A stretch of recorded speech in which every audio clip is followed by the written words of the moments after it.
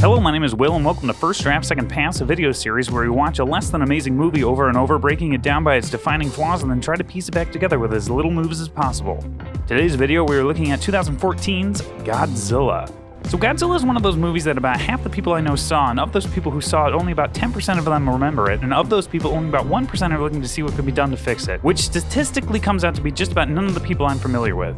When I went to rewatch this movie for the purpose of making this video, I was honestly disappointed in myself for choosing it because during the first 15 minutes of the movies, I was suddenly struck by the unexpected realization that Godzilla is indeed quite good.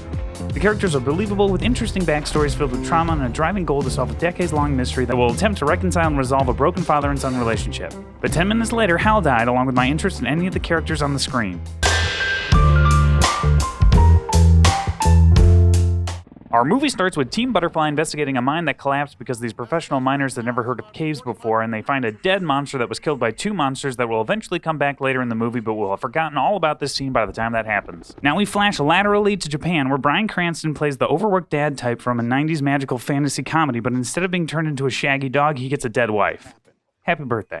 We also learn that not only does he and his wife share the same haircut, but also a workplace at the local nuclear power plant. We discover that he is inexplicably able to use math better than a group of Asians. Whoa, wait a minute. Oh, sorry, my joke randomizer got flipped from woke to MAGA. Hold on. We discover that he is able to wield his white savior powers to predict the inevitable demise of his workplace, but it is too late and the plant gets destroyed. His wife dies in one of the most heart-wrenching ways possible, marking the last time I will find myself caring about anything happening on the screen. We flash forward to modern-day San Francisco, where we meet our main character, an army vet with two last names, Ford Brody. Everything is normal, and we watch two actors pretend that fake laughing is the best way to convey fake happiness, while someone else's child pretends that these two randos are his parents. Seriously, if I wanted to see people pretending to be happy, I would just scroll through my Facebook feed. After receiving a call from the cops about his clinically depressed father, Ford Board heads to Japan to bail out his dad. Still rocking the I shaved my head 6 months ago and just let my hair grow out in the exact same length on all sides of my head hairdo, Joe Brody is reunited with his son. We head to Joe's home and discover that, like all crazy eccentrics, Joe's never heard of a file cabinet, and after a few minutes of science fiction nonsense, our dysfunctional father and son decide to help uncover what happened to their old home. Joe Bro discovers that the air isn't radioactive by breathing it, and I discover after a quick Google search that that isn't a thing, confirming Joe's theory that the Japanese government is covering something up. Joe Bro is able to grab some floppy disks containing files that prove that Godzilla is real? I honestly forgot what these are, and our heroes rummage through the literal metaphor for their relationship. Shortly after, they are captured and taken to a secret facility run by an international group of cryptozoologists, and Joe Bro is put in a broom closet conveniently equipped with a two-way mirror. The interrogation quickly turns tables when Joe Bro breaks out into his one-man show. Am I to believe that they were able to keep a football stadium-sized research facility running 24/7 for the past 15 years studying a creature that erupted from the earth, and they didn't call a single Japanese seismologist to see if they could get the records from that historic day? I thought all the data from that day was lost. All of it? All over the world? Also, how did they access that data? They just so happen to have a floppy disk drive hanging around on the off chance they discover an obsessed ex-employee of the plant who took meticulous notes at the time of the accident? Wait a minute. Why would these look the same? The same thing is not happening. 15 years ago, a giant monster was heading towards the power plant, but now a giant monster in a broken power plant is hatching. This guy knows. After listening to a man who knows nothing about what happened warn them that they know even less about a thing they should really know something about, the secret monster hunting organization realizes the giant monster egg that they've been studying for 15 plus years may contain a monster inside it, and they try and kill it. Of course, that doesn't work out because incompetence never does, and the monster wakes up and eats everything. Joe dies when a bridge with a real sense of dramatic tension gives out. Or rather, he should have died then, but lives just long enough to justify our main character's continued presence in the movie he's the star of. Joe Bro actually dies later in a helicopter in front of a couple people he just met, which is honestly just kind of a bummer. Also, the US Army gets involved because, you know, America. Ken Watanabe's character then explains just who the he is and reveals that he and what's-her-name haven't aged at all in 15 years. They explain that in the 50s, the USA and Russia discovered Godzilla and were trying to kill it and not each other, which only makes more sense the more you think about it. We learn that the big bug that hatched is a parasitic monster that eats Godzillas, and that a mining company 15 years ago unearthed the dead, not Godzilla, and inside was our bug bad, who then ran to the nearest power plant to enjoy some sweet radiation and kill this guy's mom. Also, Ken Watanabe's character thinks Godzilla is the key to stopping the bug bad, which is an absolutely insane take. Not only because he saw proof of how the parasites actually kill Godzillas and not the other way around, but it's just like Tiger King level of stupidity.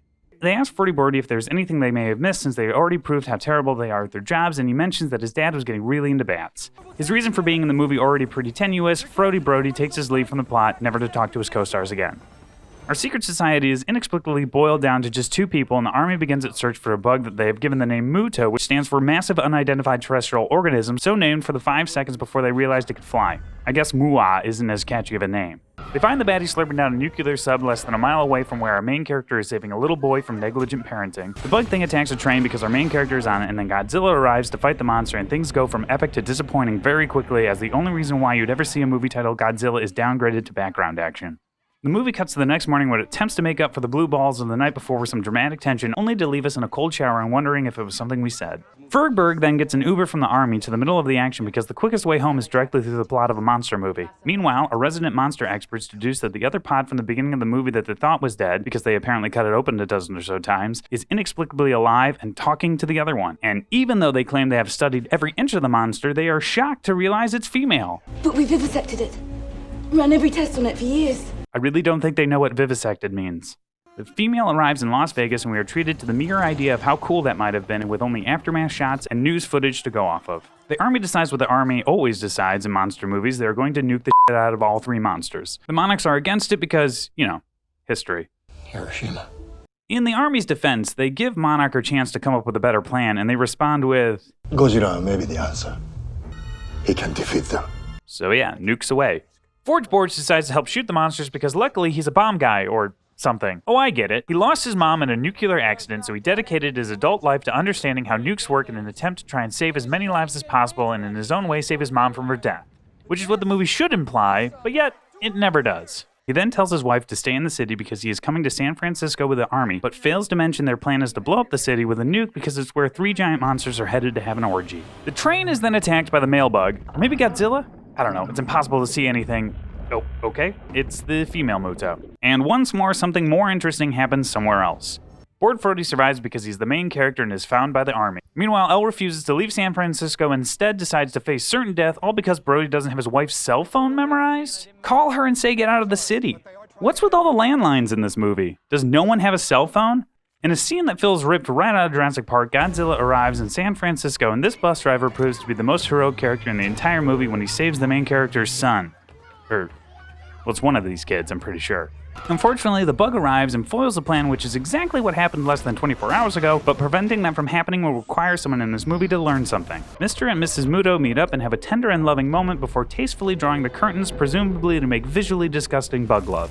They make a plan to do a halo drop while Wayne touches an upside-down fishbowl. What is he pointing to? Figure it out. Ferdy Birdie decides to join a suicide mission because I guess he's qualified to do that? Hey man, is now a good time to call your wife and son to make sure she's... Nope, just gonna look at a picture of her. Back in San Francisco, the entire population is either still working or standing aimlessly outside when the monsters finally clash in an epic... Oh, come on! Motherfucker. Moments later, our hero and a bunch of featured extras jump down to Chinatown and witness this upsetting thing. The film once more teases the mere idea of the movie you wanted to see before keeping its attention strictly on the entirely nonsensical plot it's been attempting to put together. So the only way into this 30-story tall monster nest in the ruins of the streets of San Fran is through this haphazardly placed locked door?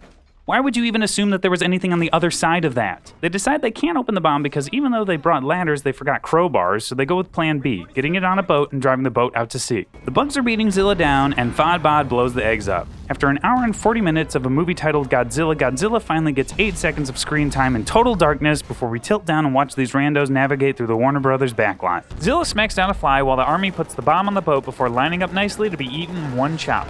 Things wrap up when Godzilla kills the mom, Brody is saved by someone, and a megaton warhead that makes the bombs of yesteryear look like nothing safely explodes roughly 100 yards from the 15th most populous city in the United States.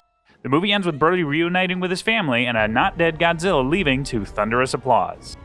This movie is a goddamn tease. If a movie should do anything, it has to, at the very least, live up to the promise of its own premise. If you went to go see a rom-com and it had neither romance or comedy, but instead was a psychological thriller, you wouldn't really be wrong in being disappointed. When it's not alluding to action elsewhere, the movie is actively pulling you away from the action. And honestly, I was starting to feel like the filmmakers were deliberately trying to make me angry.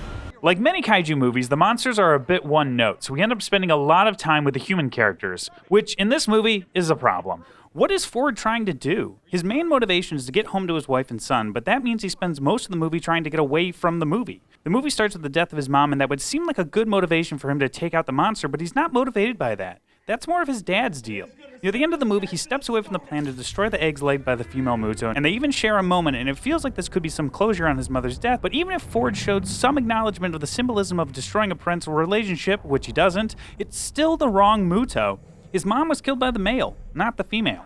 When the movie starts, Ford has already moved on from his childhood trauma and has become a seemingly well-adjusted adult, which means that Joe basically serves as the main antagonist for Ford. That is, until he dies 10 minutes later.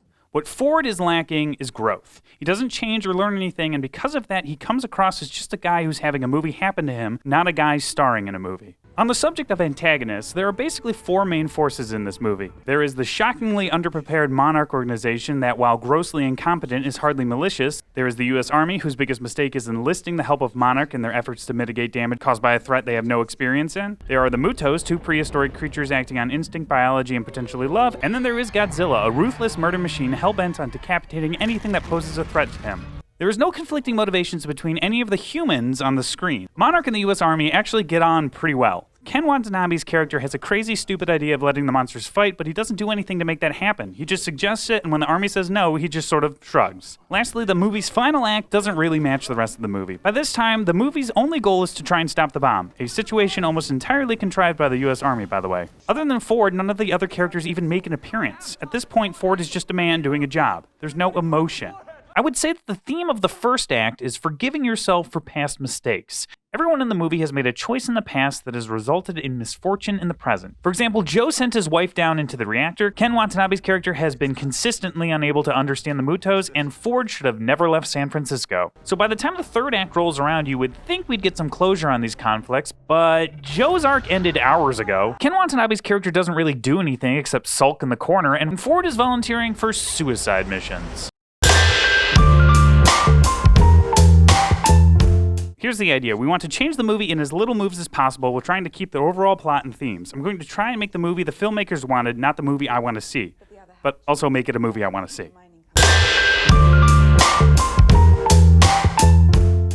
Our movie starts 15 years earlier with the collapse of the power plant and the death of Ford's mom. We flash forward to adult Ford, but only this time, instead of a seemingly perfect life, now he's separated from his wife and is trying to win her back. We don't know what transpired between the two, but Ford is trying to make up for mistakes he has made in the past.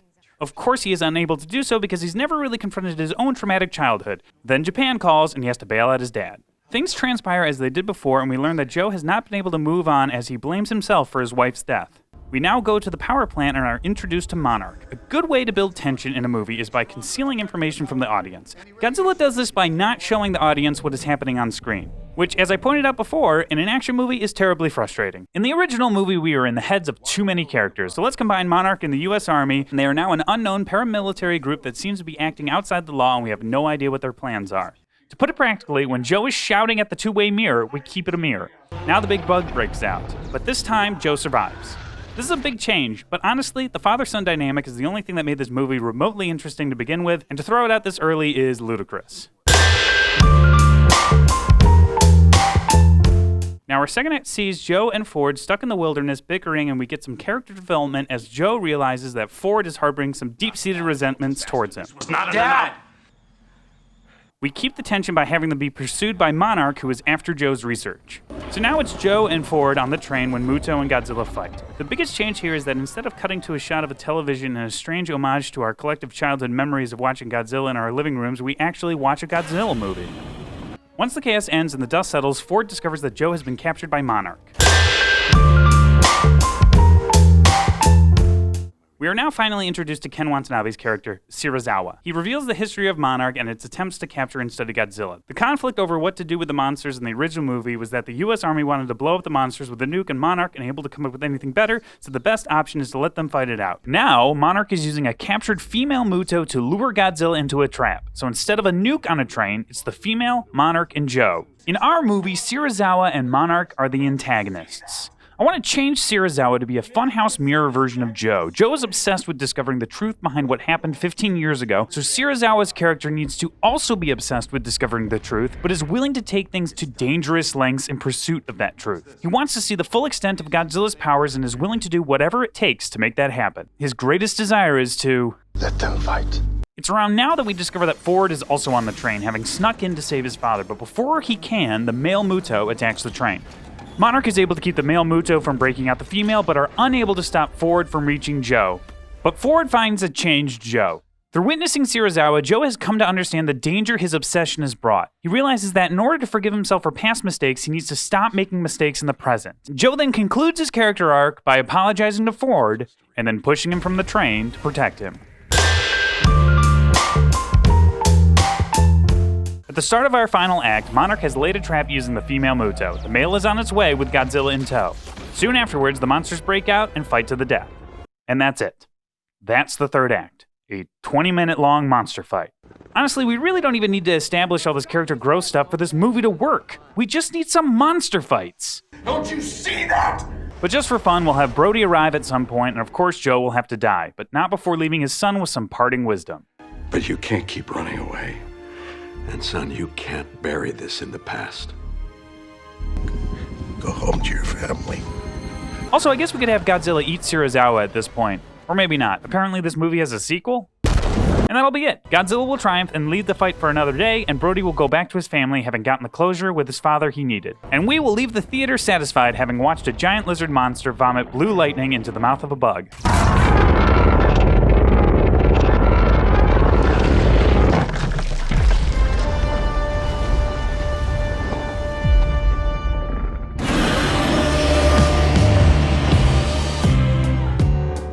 So what have we learned? Main characters need to change and grow. A main character that doesn't learn anything feels like a witness and not a participant. Establish a theme at the start of your movie and stick to it. The theme should keep popping up throughout the film. Creating an antagonist for your heroes helps contrast your heroes and solidify their perspectives to the audience. And lastly, if you're making a kaiju movie, for crying out loud, Let them fight. Thank you all for liking, commenting, and subscribing. A special thank you to all of our lovely patron supporters. If you like what you saw and want to help us create more videos, consider becoming a patron at patreon.com/mumbleandtrug. Also be sure to check out our new podcast, Movies with My Best Friend Phil, available on iTunes, Spotify, and Google Play. First Draft, Second Pass is brought to you by Mumble and Drug Productions, a very serious video production company for very serious clients. For more content, visit mumbleandtrug.com.